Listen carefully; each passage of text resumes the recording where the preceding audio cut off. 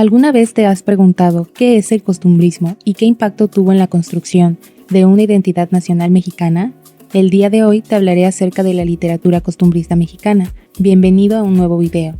En principio, es preciso señalar qué es el costumbrismo.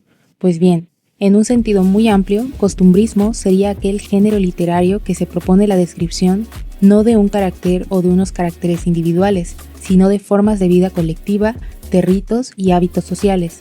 Debes de saber que existen diferentes definiciones del costumbrismo en el entendido de que cada intelectual se aproxima a estudiarlo desde aristas y enfoques distintos. Por su parte, Brian Hapnet, destacado historiador, sostiene que no debería hablarse realmente del costumbrismo como una entidad en sí misma, sino más bien como una aproximación a la literatura y al arte, como un estilo más que un género, subgénero o técnica. En sí, podemos considerar al costumbrismo como un fenómeno continental de carácter artístico fuertemente influido por el romanticismo europeo que se arraigó con mayor fuerza en España y Latinoamérica y por ende determinó los parámetros de la producción literaria de dichos espacios. Ahora bien, ¿únicamente podemos analizar el costumbrismo a través de la literatura? No, el costumbrismo no estuvo confinado a ningún género específico, ya que participaba del periodismo, del ensayo, de la narrativa, de la literatura de viaje, de las novelas, el teatro y la poesía. Por otra parte, también se produjo una amplia variedad de litografía costumbrista. La pintura fue un recurso que utilizaron los costumbristas del siglo XIX. ¿Por qué es necesario definir el espacio en los estudios costumbristas?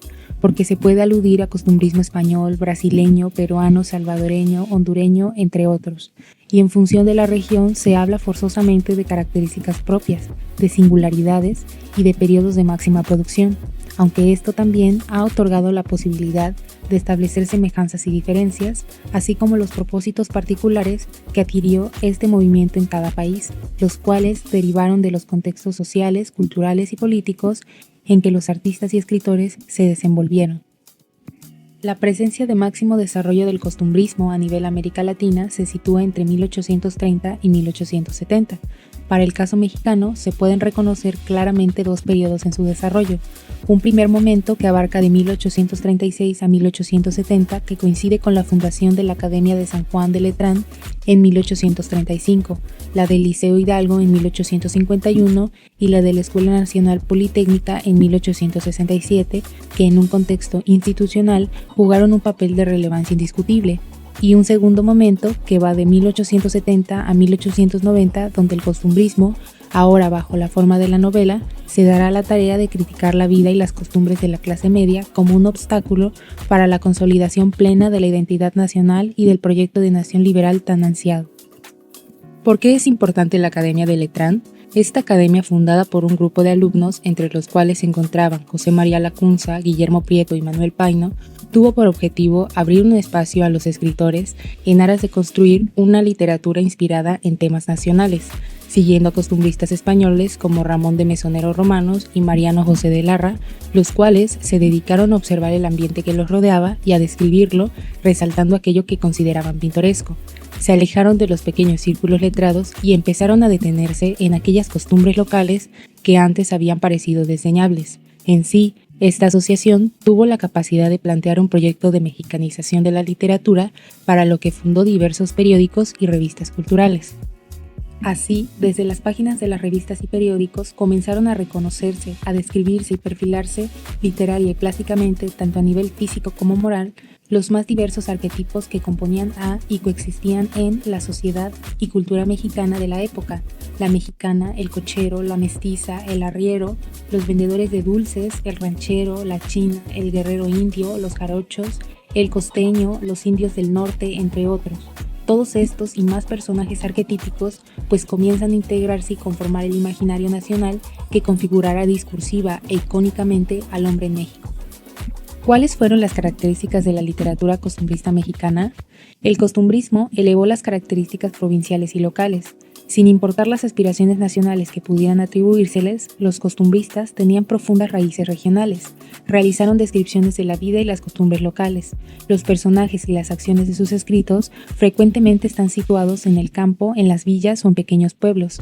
Las pinturas y las descripciones literarias se sitúan en lugares donde se bebía alcohol, como las pulquerías, en las mesas de juego y apuestas, o bien hablan de la monta a caballo con rancheros y charros. Aunque ese era el mundo en el que vivía la mayoría de la población en la época, no era el ambiente de la vida política en el Estado ni en la capital nacional. Por esta razón, en la literatura costumbrista había un distanciamiento consciente entre los dos mundos. Podría argumentarse que este énfasis en lo rural representa un regreso a la época colonial, la nostalgia por las maneras antiguas debido a los repetidos fracasos políticos para adaptarse al mundo del siglo XIX. El paisaje fue una característica de la escritura costumbrista, tanto en las descripciones escritas como en los lienzos de su mayor exponente, José María Velasco. Los personajes ficticios, así como los temas artísticos, funcionan dentro del paisaje. Los escritores prestan mucha atención a la vestimenta, los patrones de comportamiento y las actitudes sociales. Los lectores de la época inmediatamente reconocieron estas figuras como típicas representaciones de la vida mexicana. Un ejemplo de obra costumbrista es La Calandria, publicada en 1890 bajo autoría de Rafael Delgado, nacido en Córdoba, Veracruz. En su novela, plasmó narraciones de Orizaba a la que llamó Pluviosilla. A continuación, un fragmento de la novela. Allí, como en todas las poblaciones de aquella zona, es muy caluroso el estío. Las mañanas son casi límpidas y serenas. Las lluvias nocturnas y vespertinas refrigeran el valle, y los vientos matinales llegan a la ciudad esparciendo deliciosa frescura y embalsamando el aire con los 1000 olores de la cordillera. Si en abril vienen cargados de azahar, en verano traen el aroma de los musgos y de los líquenes que huelen a tierra húmeda. A las primeras inciertas claridades sucedieron rosados fulgores que se desvanecían en violadas ondas.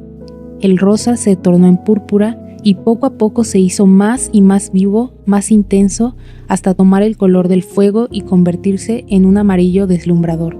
Huyeron las sombras que dormitaban en las vertientes y en los 1000 repliegues de la cordillera. Huyeron, desgarrando sus capuces en los picachos. Por otro lado, Los bandidos de Río Frío, de Manuel Paino, una obra episódica altamente ficticia que revela mucho acerca del México previo a la Reforma, está escrita indudablemente en el estilo costumbrista. ¿Cuál fue el objetivo de la literatura costumbrista? Los escritos de carácter costumbrista, al igual que las litografías que los acompañaban, parecían presentar la cotidianidad mediante la descripción de espacios y escenas, así como de actividades que realizaban los diferentes sectores de la población. Sin embargo, más que la representación de la cotidianidad, los autores costumbristas pensaban en los tipos sociales como esencias y, dado el carácter instructivo que los inspiraba, sus relatos eran también lecciones morales que condenaban las malas costumbres y exaltaban las virtudes. Asimismo, puede considerarse que la imagen plástica literaria fue un recurso capaz de definir y fijar poéticamente hablando un sentido funcional para México y el mexicano, es decir, el costumbrismo contribuyó a la conformación de un conjunto de valores, sentimientos e imágenes a partir de los cuales se fundamentó con todos sus alcances y contradicciones una noción e imagen determinadas de México y el mexicano. Decadencia del costumbrismo. Su énfasis rural se desvaneció frente a los tiempos cambiantes de final del siglo. El costumbrismo tuvo una muerte difícil ya que se convirtió en el indigenismo de la Revolución Mexicana. ¿Qué relevancia histórica tienen los estudios sobre el costumbrismo? La importancia se halla en que estas manifestaciones culturales sirven como herramienta política de la que se valen los proyectos de nación, puesto que proyectan, transmiten y difunden discursos que, lejos de ser subjetivos, se convierten en la voz de un colectivo y, a su vez, tienen un propósito que motiva su existencia. La literatura costumbrista permite comprender a la sociedad que la produjo, así como los reajustes y reconfiguraciones a los que ésta se sometió. A mi juicio, atender a otros procesos históricos como los culturales, en este caso los fenómenos artísticos, permite explorar desde otro enfoque procesos complejos como la construcción de la identidad nacional, que de forma inmediata suelen ser relacionados o estudiados desde la óptica de lo político y lo militar, lo que sitúa como algo ajeno o de poca injerencia a las expresiones artísticas como la música, la pintura, la literatura, entre otros. Ahora ya sabes qué es el costumbrismo. Espero que esta información te sea de utilidad.